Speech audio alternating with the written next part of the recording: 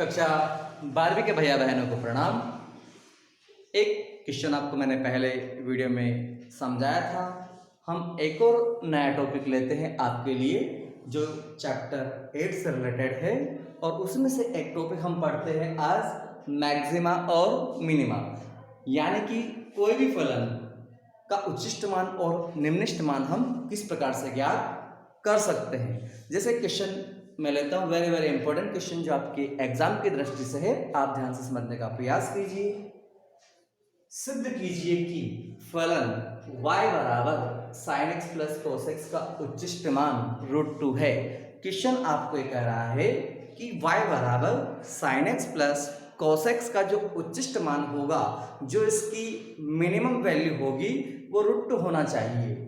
पर एक बात आपको पता होना चाहिए कि हम उच्चिष्ट और निम्निष्ट वैल्यू या उच्चिष्ट और निम्निष्ट मान हम तभी ज्ञात कर सकते हैं जब हमारे पास में पहले उच्चिष्ट और निम्निष्ट बिंदु होना चाहिए कि कौन से बिंदु पर इस फलन का मान उच्चिष्ट होगा, कौन से बिंदु पर इस फलन का मान निम्निष्ट होगा। तो सबसे पहले अपने पास में बिंदु होना जरूरी है। तो उसके लिए मैं आपको एक प्रोसेस बता रहा हूँ। हमेशा आपको कोई सा भी क्वेश्चन आओ, मैक्सिमा और मिनिमम का यही तरीका रखना है। तो सोल्व करते हैं। सबसे पहले क्वेश्चन लिखते हैं, y बराबर sine x plus cos x, और इसको हमने दे दिया इक्वेशन फर्स्ट। क्या किया सबसे पहले हमने y equal sine x plus cos x, और इसको हमने दिया इक्वेशन फर्स्ट। अब क्या करना है आपको, जो y है, अभी क्वेश्चन आपका x का फॉर्म में दे रखा है, means differentiation with respect to x, यानी कि हमें इन दोनों पक्षों का x के सापेक्ष अवकलन करने पर दोनों पक्षों का x के सापेक्ष अवकलन करने पर, क्या कर रहे हैं हम, दोनों पक्षों का x के सापेक्ष अवकलन करेंगे। तो y का x के रिस्पेक्ट में डिफरेंशिएशन क्या होता है, dy बाय dx। तो इस y की जगह हम लिखेंगे dy बाय dx। ठीक। साइन x का अवकलन क्या होता है, साइन का होता है cos x, क्या होता है cos x, और cos x का अवकलन क्या होता है माइनस साइन x। तो क्या लिखेंगे हम यहाँ पर, माइनस साइन x। ये हो गई इक्वेशन सेकंड। एक बार और करते हैं अगेन, है ना, again differentiation with respect to x both side, यानी कि हम जो इक्वेशन सेकंड है उसका हम वापस से एक बार और अवकलन करते हैं। यहाँ आपको लिख लेना है पूरा। तो y का होता है d square y upon dx square, cos x का होता है माइनस साइन x, और माइनस साइन का होता है वापस cos x। इसको देना आप इक्वेशन थर्ड। तो सबसे पहले आपको जो भी फलन दिया जाता है ये y के फॉर्म में था, अगर आपको नहीं दिया जाता है तो उसको y के फॉर्म में सबसे पहले लेट करना है। फिर क्या करना है आपको, उसका एक बार अवकलन करो x के रिस्पेक्ट में, इक्वेशन सेकंड बनेगी, फिर उसका हम y x के रिस्पेक्ट में अगेन डिफरेंशिएशन करते हैं, तो इक्वेशन थर्ड बन जाती है। अब उसके बाद हम मैक्सिमा और मिनिमा की प्रोसेस पे आते हैं। For maxima and minima. अब हम मैक्सिमा और मिनिमा की प्रोसेस पे आते हैं। हम वो पॉइंट लाना चाहते हैं कि जिन पॉइंट पर ये फंक्शन मिनिमम होगा या मैक्सिमम होगा।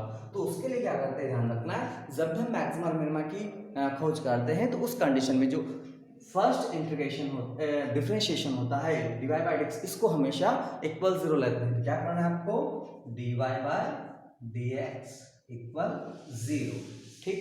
dy बाई dx की वैल्यू क्या है, cos x minus sine x equal 0। ये dy बाई dx के लिए जो इक्वेशन सेकंड में रखी थी हमने यहाँ पुट अप कर दी, और सोल्व करते हैं। तो cos x और ये जो माइनस का साइन x का ट्रांसलेशन करते पक्षांतर करते इधर कितना आएगा, sine x 1 sine x upon cos x। ये cos x का आर में आएगा तो यहाँ 1 रहेगा, 1 ये बनता है tan x। इधर 10 है तो इधर भी 10 लाने की कोशिश करते हैं। तो 1 किसके वैल्यू थे 10 में, 10 45, तो 10 पाई बाय 4 tan x, 10 से 10 कट होता है, मींस x की वैल्यू कितनी आती है π/4। तो यहाँ पर आपको x की एक वैल्यू नजर आती है π/4। ये जो वैल्यू आपको मिली है इस वैल्यू को आपको कहाँ पुट करना है, इक्वेशन थर्ड में। Put x equal π/4 in equation third में पुट करते हैं तो हमें क्या प्राप्त होता है, d²y/dx² minus sine π/4 minus cos π/4। Sine π/4 की वैल्यू थी 1/√2, ये हो गया 1/√2। तो ओवरऑल होता है ये माइनस का 2/√2, या और सोल्व करें तो इस 2 को हम लिख सकते हैं √2 × √2, ठीक। तो कुल मिलाकर कितना आता है, -√2 √2, एक से एक कट होता है, कितना आता है -√2। अब यहाँ पर आपको ध्यान रखना है कि इस x बराबर हमने जब π/4 लिया है तो आपको वैल्यू कौन सी मिलती है, नेगेटिव। अब आपको एक ध्यान रखना है कि जब भी x की वैल्यू आप पुट करते हो अगर वैल्यू नेगेटिव मिलती है तो उस पॉइंट पर फंक्शन हमेशा मैक्सिमम होता है, और अगर वैल्यू क्या होती है, पॉजिटिव मिलती है, अगर यहाँ पर ऋणात्मक होता है तो इस बिंदु पर ये फलन क्या होता है, निम्नलिखित होता है। लेकिन यहाँ पर अपनों क्या मिल रही है, ऋणात्मक मिल रही है, तो क्या लिखेंगे, अतः x बराबर π/4 पर फलन उच्चिष्ट है।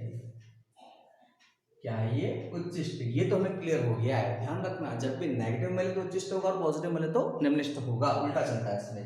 अब अपने को क्लियर हो चुका है कि x की वैल्यू कितनी है, जो बिंदु था कौन सा बिंदु है, x इक्वल π/4 पर हमें ये फलन क्या मिल रहा है, उच्चिष्ट मिल रहा है। अब उच्चिष्ट वैल्यू हम लाते हैं तो उसके लिए हम क्या करते हैं, वापस इक्वेशन फर्स्ट करते हैं, y बराबर साइन x की जगह π/4 प्लस कोस x की जगह π/4, ठीक।